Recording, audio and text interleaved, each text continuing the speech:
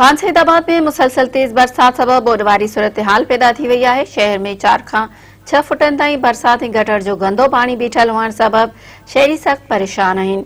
तेज बरसात सबब गटर जूं नालियूं थुली पयूं। गटरनि जो गंदो पानी बरसात जो पानी दुकाननि अंदर दाख़िल थी वियो। केतिरनि ई दुकाननि में ॾार पइजी विया। केतिरा ई घर बि ढही पट पइजी विया। इंतज़ामिया ग़ाइब आहे। शहरियुनि जो चवणु आहे त बरसात जो पानी निकाल थियण सबब केतिरनि ई दुकाननि में ॾार पइजी विया आहिनि, जे सबब लखे रुपयनि जो नुक़सान थियो आहे।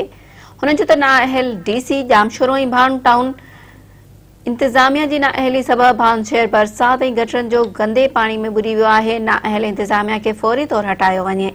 हुननि जो त इंतज़ामी लापरवाही सबब शहर में ॿोॾ वारी सूरत हाल आहे, पर इंतज़ामिया किथे बि नज़र नथी अचे। शहरियुनि जो चवणु आहे त 1 साल गुज़रण बाद डीसी जामशोरो शाहाना प्रोटोकॉल तौर भान पहुतो ऐं शहर में ॿोॾ वारी सूरत हाल ॾिसी प्राडो गाड़ी खां लहण जी ज़हमत न कई। डीसी फोटो सेशन करे वापसि रवानो थी वियो। शहरनि मुतालबो कयो त डीसी जामशोरो ऐं भान टाउन इंतज़ामिया खे फौरी तौर हटाए शहर मां गंदो पानी निकाल करे शहरियुनि खे वधीक परेशानियुनि खां बचायो वञे।